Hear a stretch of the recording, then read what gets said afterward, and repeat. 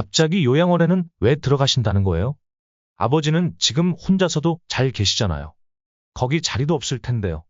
내가 내 아버지한테 관심이나 있어? 그건 내가 알아서 할 일이다. 저한테 사과는 안 하실 거예요. 그날 새벽에 우리가 얼마나 고생했는지 아세요? 저희 아이까지 있는데 정말 너무하셨다고 생각 안 하세요? 내가 너한테 받은 상처에 비하면 아무것도 아니지 않니? 그건 정말 죄송해요. 그땐 정말 제가 아니라 다른 사람이 제 몸에 들어온 것 같았어요. 눈앞에 이익 때문에 보이는 게 없었어요. 내가 정말 그게 미안했다면 지금 나한테 이렇게 따지러 오지 않았겠지. 그때 일을 반성하는 건 반성하는 거고, 지금 당장 너희는 어떻게 생활할 거냐고. 나 정말 이혼당할 상황이에요. 엄마는 너한테 충분히 기회를 줬다. 내가 선택한 것들이 불러온 결과니 내가 책임져라. 정말 이렇게까지 하셔야겠어요. 요양원 들어가신다면서 절반, 아니 절반의 절반만이라도 도와주세요. 내가 아무리 울며 매달려도 이제는 내 말을 들어줄 생각이 없다. 솔직히 너랑 이렇게 대화하는 것도 별로 하고 싶지 않다. 난 그때 이미 너를 내 마음에서 정리했다. 방금 대화의 주인공은 72세 강복자 할머니와 그의 아들입니다. 복자 씨 할머니는 아들, 며느리, 그리고 손주와 한 집에서 살고 있었습니다. 게다가 사돈도 거의 하루 종일 그 집에 있다 가곤 했습니다. 원래 그 집은 할머니와 할아버지가 살던 집이었으나 이후 아들과 며느리가 들어와 함께 살게 되었고 복자 씨 할머니의 남편은 요양원에 들어갔습니다. 복자 씨 할머니는 자연스럽게 손주를 돌보며 아들 내외를 복자대안 도왔습니다. 하지만 어느 날 복자 씨 할머니는 새벽에 아들, 며느리, 손주까지 집에서 내쫓았습니다. 한순간에 집을 잃은 아들 내외는 그날 밤 손주를 데리고 모텔에서 잠을 청했고 이후 잠시 장모 집에 얹혀 살았습니다. 그리고 복자 씨 할머니는 원래 살던 집을 팔아버렸습니다. 이날은 복자 씨 할머니가 남은 짐을 정리할 때 아들이 찾아와 복자 씨에게 다시 한번 생각해 보라고 설득하려던 순간이었습니다. 그러나 복자 씨는 아들의 말을 들어줄 생각이 없어 보였습니다. 과연 그간 복자 씨 할머니와 아들 내외 사이에는 어떤 일들이 있었던 것일까요? 이제 그 이야기를 들려드리겠습니다. 복자 씨 할머니는 어린 시절 가난한 집안의 넷째 딸로 태어났습니다. 복자 씨의 부모님은 자녀들을 먹여 살리기 위해 밖에서 돈을 벌어야 했습니다. 부모님은 큰아들을 제외하고 다른 자녀들을 근처에 살던 친척들에게 맡겼습니다. 그러나 친척들은 자신의 자녀 돌보기도 바빠서 복자 씨와 형제들까지 잘 돌봐주지 못했습니다. 복자 씨와 형제들은 놀다가 다치기도 하고 머리가 땅에 찢어지는 사고도 자주 겪었습니다. 그럼에도 불구하고 친척들은 복자 씨와 형제들을 병원에 보내주지 않았고 집에 있는 약으로만 처치해주거나 근처에 있는 이른바 돌팔이에게 치료를 맡기기도 했습니다. 복자 씨의 형제 중 한 명은 돌팔이에게 치료를 받다가 오히려 출혈이 심해져 급히 병원으로 옮겨지기도 했습니다. 부모님은 이러한 사실을 알면서도 별다른 방법이 없었습니다. 몇 년 후 친척들은 이제 그만 아이들을 데려가라고 부모님에게 말했고 부모님은 그간 많은 도움을 받았다고 생각해 다시 자식들을 집으로 불러들였습니다. 다행히 그때 큰아들도 일을 하면서 돈을 보내주어 복자 씨의 가정은 겨우 생계를 유지할 수 있었습니다. 복자 씨는 성인이 되자마자 자신도 큰 오빠처럼 돈을 벌어 부모님을 돕고 싶어 했습니다. 그래서 먼 곳으로 나가 일을 시작했습니다. 복자 씨는 동네에서 손님이 많아 보이는 식당에 찾아가 일할 기회를 얻으려 했고 결국 인기가 많던 식당에서 일을 시작했습니다. 그 식당 사장님은 나이는 많아 보였지만 결혼을 하지 않았고 인상이 좋고 정직한 사람이었습니다. 식당 사장님은 어머니에게 가게를 물려받았고 그의 어머니도 복자 씨를 마음에 들어하여 두 사람을 결혼시키고자 했습니다. 말은 안 했지만 서로에게 호감이 있던 복자 씨와 식당 사장님은 그 어머니의 중재로 부부가 되었습니다. 복자 씨의 남편은 복자 씨의 사정을 이전부터 알고 있었기 때문에 결혼할 때 번 돈의 많은 부분을 복자 씨의 부모님에게 보내주기도 했습니다. 복자 씨는 그런 남편이 정말 고마웠습니다. 복자 씨 부부는 한동안 아이를 가지려 노력했지만 쉽지 않았습니다. 하지만 포기하지 않고 노력한 끝에 조금 늦은 나이에 아들 기현을 가지게 되었습니다. 복자 씨의 시어머니는 복자 씨가 임신을 하자 일을 쉬게 하고 지극정성으로 돌보아 주었습니다. 그 덕분에 복자 씨는 아들 기현을 무사히 낳을 수 있었습니다. 아이고, 이뻐라. 나는 너한테 받을 거 다 받았다. 시어머니는 손주를 보며 복자 씨에게 받을 건 다 받았다. 라고 말하며 세상을 떠나기 전까지도 복자 씨에게 잘해주었습니다. 시어머니는 아들뿐만 아니라 복자 씨에게 남은 재산을 물려주고 세상을 떠났습니다. 시어머니가 세상을 떠나면서 복자 씨는 자연스럽게 일을 그만두고 아이를 돌보며 살림을 하게 되었습니다. 복자 씨는 어린 시절 부모님과 친척들로부터 제대로 된 가르침을 받은 적이 없었기 때문에 자기 아들만큼은 혼내더라도 바르게 키우고 싶었습니다. 복자 씨는 아들이 잘못할 때마다 혼을 냈는데 그 방식이 잘못된 것인지 아들은 혼나는 것이 싫어서 거짓말을 자주 하기 시작했습니다. 하지만 어린 나이에 하는 거짓말은 대부분 티가 나기 마련입니다. 복자 씨는 그때만 해도 아들이 아직 어리다고 생각하며 넘어갔습니다. 아들이 성인이 될 때까지 복자 씨는 다시 일을 하며 돈도 벌었고 남편과 함께 꽤 넓은 집도 마련했습니다. 그리고 어느덧 노후 자금도 거의 다 모았습니다. 아들은 대학을 졸업하고 회사에 취직했는데 복자 씨가 결혼에 대해 물어보면 아들은 별로 생각이 없는 것 같았습니다. 요즘 아이들은 결혼을 해서 뭐 하겠어요? 복자 씨는 내심 자신이 아들을 키울 때 느꼈던 행복을 아들도 느껴보길 바랐지만 아들의 의견을 존중하기로 했습니다. 아들은 취직 후 어느 정도 안정되자 작은 원룸으로 독립했습니다. 그렇게 복자 씨는 남편과 둘이만 살게 되었습니다. 이제껏 열심히 살았으니 가게도 정리하고 남은 시간을 남편과 평온하게 보내고 싶었습니다. 하지만 이때쯤 남편에게 치매 증상이 보이기 시작했습니다. 하늘도 참 무심하지. 이제야 조금 쉬어보려 하니 남편이 치매라니. 복자 씨는 남편과 함께 계획했던 대부분의 일들을 취소해야 했습니다. 남편은 허리가 아파 제대로 걷지 못하고 조금만 움직여도 힘들어했습니다. 복자 씨는 그런 남편을 돌보느라 많은 시간을 썼습니다. 그렇게 다정했던 남편의 성격도 점점 예민해지기 시작했습니다. 평소에 화를 잘 내지 않던 남편이 이제는 사소한 일에도 화를 내곤 했지만 복자 씨는 그런 남편에게 고마운 점이 많았기에 모든 것을 이해해 주었습니다. 그러던 어느 날 아들이 복자 씨의 집을 찾아왔습니다.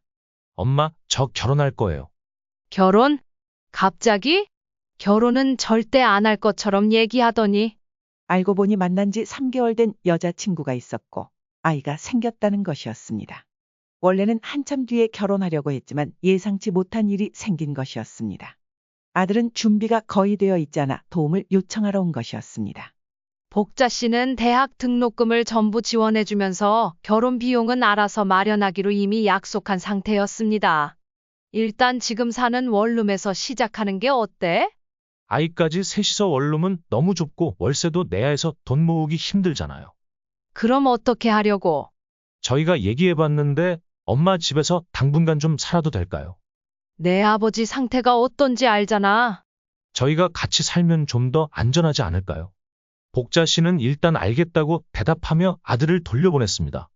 이후 급하게 잡힌 상견례 일정이 다가왔습니다. 요즘은 부모들이 안 도와주면 젊은 애들이 참 어렵다고 하더라고요. 도와주고 싶은데 가게 이전하면서 모아둔 돈을 많이 써버렸어요. 사돈의 이야기를 들으니 사돈댁에서 지내는 것도 나쁘지 않겠다는 생각이 들었습니다. 사돈은 어떻게 생각하세요? 같이 살면 좋죠. 복자 씨는 속마음과는 다른 대답을 했습니다. 사실 복자 씨는 굳이 같이 살고 싶지는 않았습니다. 자기 집에서 편안하게 지내야 할 시간에 아들네 식구가 들어오면 남편과 단둘이 살 때보다 불편해질 것이 뻔했기 때문입니다. 마음이 정말 편해요. 감사해요. 사돈의 말에 복자 씨는 아들네 가족을 집에 들이기로 확정했습니다. 어느 날 복자 씨는 지인을 만나 얘기를 나누게 되었습니다. 그 자리에서 그렇게 하겠다. 고 말해버렸는데 뒤늦게 그냥 좀 고민해보겠다고 할걸. 이라고 후회했습니다. 그렇게 대놓고 물어볼 줄 몰랐지. 나도 당황해서 나온 말이야. 상견례 자리에 형부도 참석했어. 아니, 사돈댁도 남편이 일찍 돌아가신 모양이야. 그래서 우리 쪽도 나랑 아들만 갔어. 요즘 형부 상태는 어때? 복자 씨는 날이 갈수록 안 좋아지는 남편의 상태로 고민이 많았습니다. 상견례가 끝나고 결혼도 하기 전에 아들과 며느리는 복자 씨의 집으로 들어왔습니다. 아직 방 정리가 덜 끝났는데. 며느리가 제가 도와드릴게요. 고하며 방을 맞아 치웠고 이삿짐 센터 직원들이 들어와 방에 침대를 놓기 시작했습니다. 여기 작은 방은 뭐예요? 거긴 엄마가 그림 그리는 방이야. 나중에 이 방을 우리 혜진이 방으로 주면 딱이겠네요? 그래도 되죠? 복자 씨는 그러라고. 답했습니다. 며느리는 아직 임신한 상태였고 병원 검사 결과 손주는 남자아이였습니다. 복자 씨는 남편에게도 이 소식을 전했습니다. 남자아이가 태어난대요. 하지만 남편은 그 말을 들었는지 말았는지 아무런 반응이 없었습니다. 어느 날 아들이 복자 씨에게 아버지를 어떻게 할 건지 물었습니다. 어떻게 하다니? 이제 요양원에 모실 생각 조금은 해야 하지 않을까요? 엄마도 사실 힘드실 텐데 몸도 점점 안 좋아지시고. 복자 씨도 남편을 요양원에 모실 생각을 하긴 했지만 집에 들어온 지 채 2주도 되지 않았는데 아들이 그런 말을 꺼내니 마음이 좋지 않았습니다. 저희 아이한테도 혹시나 안 좋은 영향이 갈 수도 있잖아요. 내 아빠가 대체 뭘 했다고 그런 소리를 하는 거야? 예전엔 안 그러셨지만 요즘 부쩍 예민하시고 화도 많이 내시잖아요. 아들이 손주를 더 아끼는 것이 당연하다고 생각했지만 요양원 얘기를 먼저 꺼내는 아들이 이해되지 않았습니다. 그러나 복자 씨도 점점 몸이 안 좋아지고 있었고 며느리에게 시아버지를 모시며 살라고 할 수도 없었습니다. 복자 씨는 결국 남편을 요양원으로 보내게 됐습니다. 할머니는 나중에 자신도 남편이 있는 요양원에 들어갈 생각을 하고 있었습니다. 먼저 들어가 계세요. 복자 씨는 남편이 요양원에 들어가기 싫다고 저항할 줄 알았지만 의외로 남편은 아무 말 없이 조용히 요양원에 들어갔습니다. 남편이 없는 집에 아이들이 들어와 있었지만 복자 씨는 집이 썰렁하게 느껴졌습니다. 사람은 더 많아졌지만 몇십 년을 함께했던 남편의 빈자리가 크게 다가왔습니다. 잘 결정하신 거예요. 아들은 복자 씨를 위로했습니다. 이후 본격적으로 복자 씨는 아들 가족과 함께 생활하기 시작했습니다. 손주가 태어나자 자연스럽게 복자 씨의 황혼 육아가 시작되었습니다. 며느리는 손주를 낳은 후 경력이 뒤처지면 안 된다며 바로 복직했습니다. 복자 씨는 노후 자금이 있었지만 더 이상의 수입은 없어서 조금씩 아껴가며 생활했습니다. 그러나 아들과 며느리는 복자 씨의 집에 들어오고 나서도 생활비를 전혀 보태지 않았습니다. 며느리는 바쁘다는 핑계로 마트에 잘 가지 않았고 필요한 것이 있으면 복자 씨에게 문자를 보내서 사오라고 시켰습니다. 손주가 어린이집에 들어갈 때까지 복자 씨는 아들 내외에게 돈 많이 모으라며 생활비를 요구하지 않았습니다. 그러나 이제는 복자 씨도 자금이 떨어져 가고 있었고 황혼 육아에도 지쳐 아들에게 물었습니다. 이제 그만 나가서 살 때 되지 않았니? 저희가 아직 돈을 좀 못 모았어요. 아내랑도 얘기해봤는데 여기서 좀 더 머무는 게 좋을 것 같아요. 아들과 며느리는 사실상 나가지 않겠다고 통보했습니다. 돈을 못 모았다니 생활비도 안 주면서 돈을 못 모았다는 게 말이 돼? 자신은 또 아들이 거짓말을 하고 있다고 느꼈습니다. 너희 생활비도 거의 안 나가는데 왜 돈을 못 모아? 커서는 거짓말을 하지 않을 줄 알았는데. 아들은 자신의 이익을 위해 여전히 거짓말을 하고 있었습니다. 아들과 며느리는 독립을 하면 돈 나갈 곳이 많아지고 손주를 돌보는 것도 도와야 할까봐 피하려는 듯 보였습니다. 모든 생활비와 관리비를 복자 씨가 내고 있었고 어린이집에서 돌아온 손주를 저녁까지도 복자 씨가 돌보아 주었기 때문입니다. 복자 씨가 따로 잔소리도 하지 않으니 아들 내외는 굳이 나갈 필요를 느끼지 못하는 듯 했습니다. 복자 씨는 아들과 며느리에게 육아비는 바라지도 않을 테니 복자 소환의 생활비를 달라고 요청했습니다. 하지만 아들은 그것마저 아까워하며 거의 3개월에 한 번 그것도 아주 조금씩만 보내기 시작했습니다.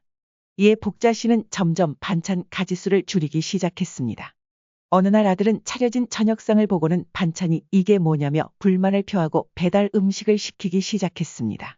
그렇게 자기가 시켰으면 자기가 결제하면 될 것을 결제할 때가 되면 항상 뒷걸음질을 쳤습니다.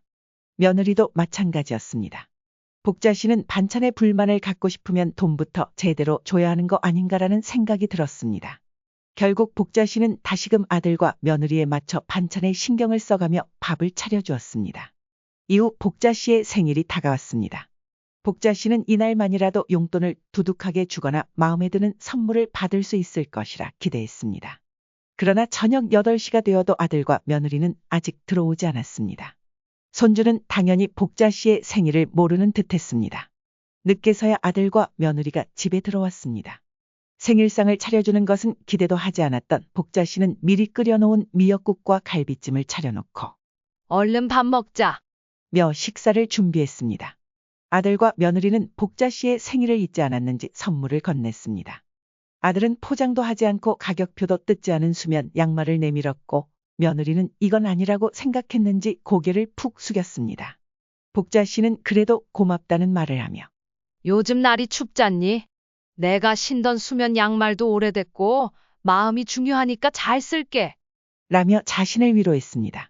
그러던 어느 날 말도 없이 사돈이 집에 찾아왔습니다. 사돈이 웬일이세요? 손주 돌봐주시는 게 힘드신 것 같아서 제가 좀 도와드리러 왔어요. 아들과 며느리가 사돈에게 부탁한 듯 보였습니다. 복자 씨는 차라리 미리 알려줬더라면 덜 불편했을 거라고 생각했습니다. 사돈과 함께 있는 것보다 오히려 손주를 혼자 돌보는 게 더 나을 것 같았습니다. 아들은 사돈에게 집 비밀번호까지 알려줬는지 사돈은 복자 씨의 집에 아주 자연스럽게 드나들기 시작했습니다. 그리고는 손주 봐주는 것을 돕겠다고 했지만 막상 집에 오면 거의 앉아서 시간을 보내며 별 도움이 되지 않았습니다. 그래도 요리하는 걸 좋아하는지 사돈은 저녁 준비를 도맡았습니다.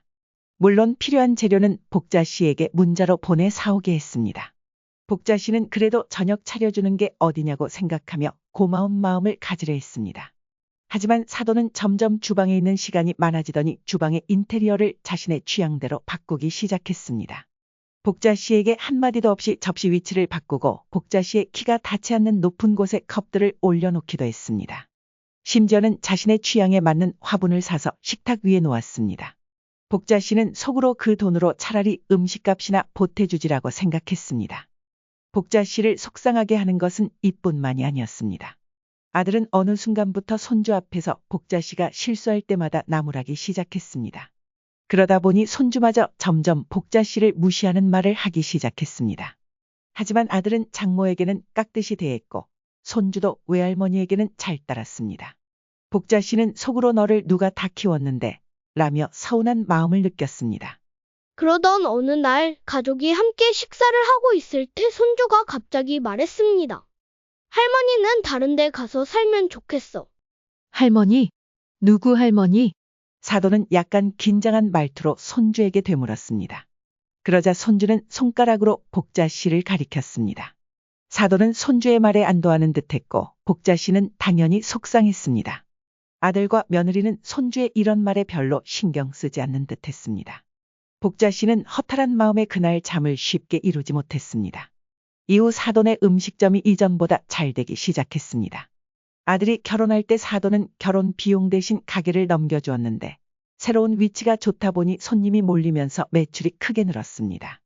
이 소식을 들은 아들은 장모의 가게를 노리는 듯했습니다. 아들은 솔직히 장모에게 가게를 물려받고 싶다는 뜻을 전했고 장모는 조건을 내걸었습니다. 장모님이 이 집을 저랑 아내 공동명의로 이전해 주시면 그때 가게를 물려주신다고 했어요. 회사 다니는 게 너무 힘들어요. 매일 열심히 해도 알아주는 사람 없고 연봉은 매번 제자리 걸음이고 이직도 쉽지 않아요.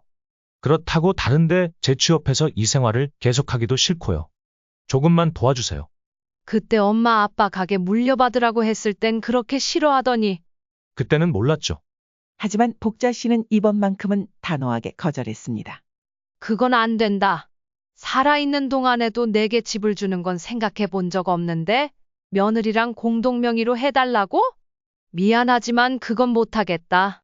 내가 손주까지 돌봐주고 너희 돈 아끼라고 생활비도 거의 받지 않았는데 이걸 바라는 건 너무 양심 없는 거 아니니? 복자 씨는 자신의 마음을 솔직하게 아들에게 털어놓았습니다.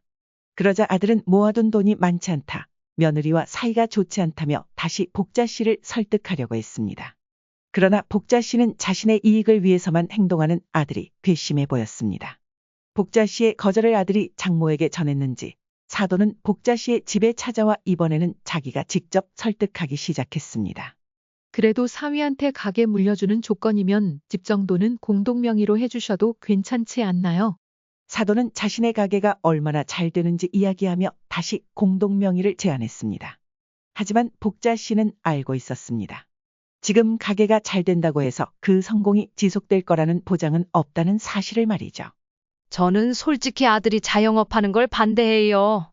요즘 자영업이 다들 힘들잖아요. 잠깐 잘 된다고 해서 계속 잘 된다는 보장도 없고요.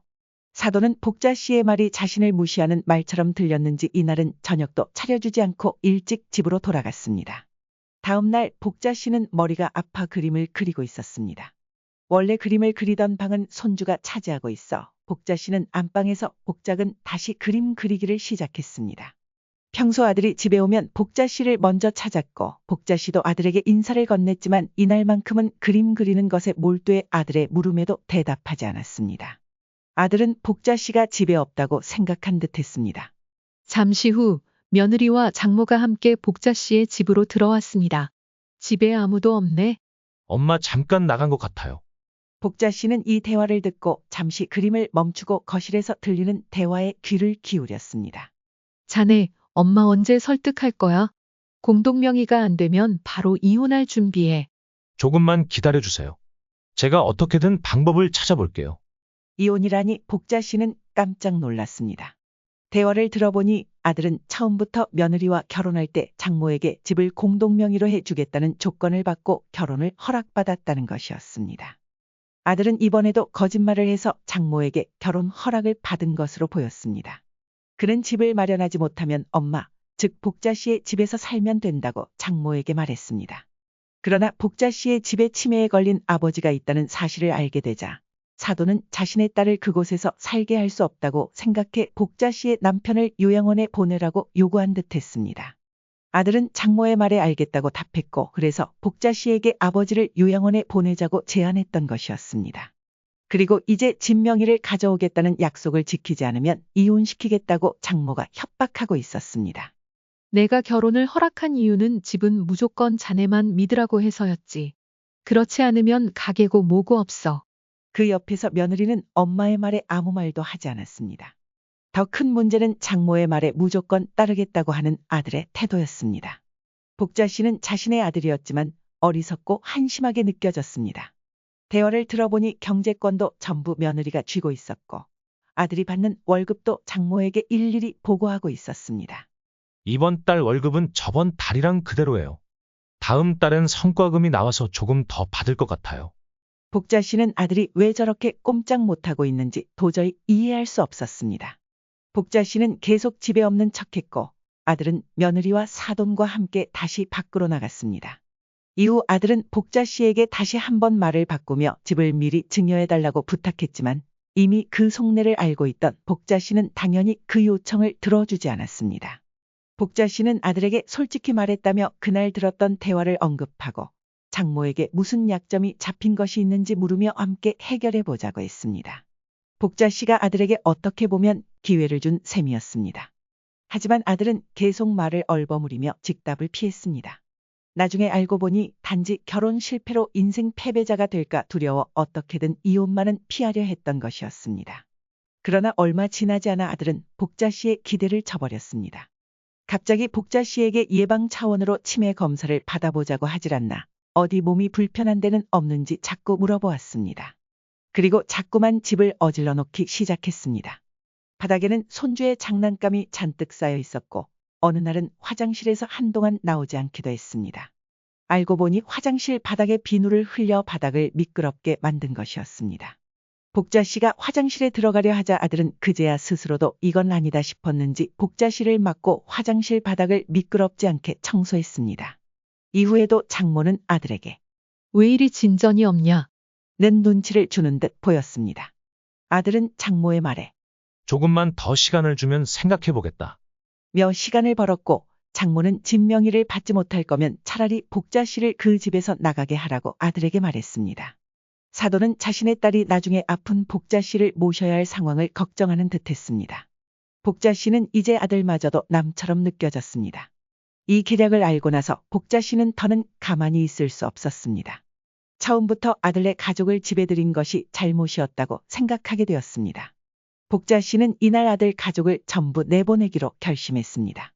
아들과 며느리는 손주와 함께 바쁘다는 핑계로 한 번도 여행을 가지 못했다며 이번에 1박 2일로 여행을 다녀오겠다고 했습니다. 복자 씨에게 말은 하지 않았지만 장모도 함께 가는 듯 했습니다. 이런 아들의 행동에 복자 씨는 완전히 마음이 돌아서 버렸습니다. 이때가 아들네 가족을 내보낼 수 있는 기회라고 생각한 복자 씨는 아들 부부가 여행을 떠나자마자 바로 짐을 정리하기 시작했습니다. 다음 날 아들의 짐을 모두 복도에 빼놓고 복자 씨는 지인의 집에서 잠시 머무를 계획을 세웠습니다. 밤까지 열심히 아들의 짐을 정리해 복도에 내놓았고 다음 날 아들 부부가 돌아오기 전에 집을 떠날 생각이었습니다. 미리 집 비밀번호도 바꿔놓은 상태였습니다. 하지만 새벽에 초인종이 울리기 시작했습니다. 아들과 손주가 새벽에 집에 온 것이었습니다. 알고 보니 비용을 아끼려고 잡았던 숙소가 마음에 들지 않아 잠도 자지 않고 돌아온 것이었습니다. 아들과 며느리는 복도에 짐이 나와 있고 집 비밀번호도 바뀐 것을 보고 당황해 초인종을 계속 눌렀고 복자 씨에게 전화도 여러 번 걸었습니다. 복자 씨는 아들의 전화를 받지 않고 문자도 일부러 확인하지 않았습니다. 1시간 정도 후 아들 부부는 손주를 데리고 모텔로 간 듯 보였습니다.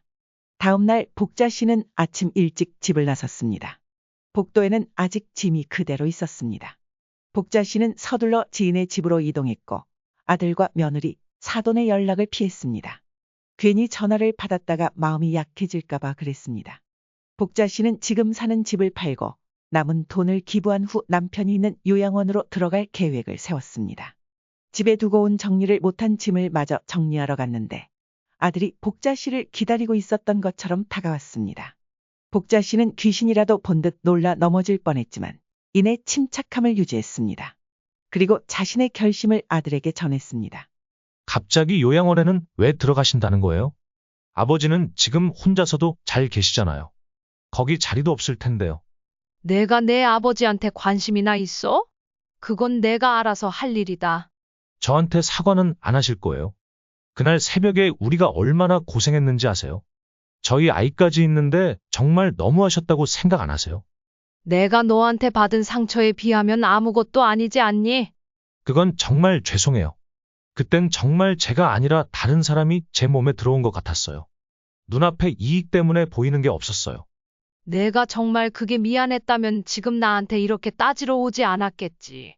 그때 일을 반성하는 건 반성하는 거고, 지금 당장 너희는 어떻게 생활할 거냐고. 나 정말 이혼당할 상황이에요. 엄마는 너한테 충분히 기회를 줬다. 내가 선택한 것들이 불러온 결과니 내가 책임져라. 정말 이렇게까지 하셔야겠어요. 요양원 들어가신다면서 절반, 아니 절반의 절반만이라도 도와주세요. 내가 아무리 울며 매달려도 이제는 내 말을 들어줄 생각이 없다. 솔직히 너랑 이렇게 대화하는 것도 별로 하고 싶지 않다. 난 그때 이미 너를 내 마음에서 정리했다. 제 아내가 장모님한테 다 말한 것 같아요. 저한테 전화가 왔는데 가게 안 준다고 하시더라고요. 저는 이미 회사에 사직서 낸 상태예요. 돈은 받는 대로 다 아내한테 갖다 바쳐서 저 정말 빈털털이에요. 그러게 내가 기회 줄 때 잘하지 그랬어. 복자 씨는 단호하게 말한 후 지인의 집으로 돌아갔습니다. 이후 복자 씨는 정말로 집을 팔았고 그 돈의 절반을 기부했습니다. 그리고 요양원에 들어가기 위해 신청을 했고 남편이 있는 요양원에 들어갈 수 있게 되었습니다. 나중에 아들은 며느리와 이혼하지는 않은 듯 보였습니다. 장모는 말만 했을 뿐 딸을 이혼녀로 만들고 싶지는 않았던 것 같습니다. 장모는 예정대로 복자 씨의 아들에게 가게를 물려주었습니다. 그러나 아들은 가게를 물려받자마자 장모와 사이가 틀어졌는지 장모를 요양원에 보낸 듯 했습니다. 복자 씨는 이제 그들의 문제에서 마음을 완전히 끊기로 했습니다. 그리고 오늘 드디어 남편이 있는 요양원으로 들어갈 준비를 하며 걱정과 설렘이 뒤섞인 마음을 안고 있습니다. 여러분은 복자 씨 할머니의 이야기를 어떻게 들으셨나요? 만약 이 이야기가 여러분의 이야기라면 어떤 선택을 하셨을지 궁금합니다. 오늘의 이야기를 마치며 여러분의 자유로운 의견을 댓글로 남겨주세요. 모든 구독자분들의 행복한 여생을 응원하며 다음에 더 흥미로운 이야기로 찾아뵙겠습니다. 감사합니다.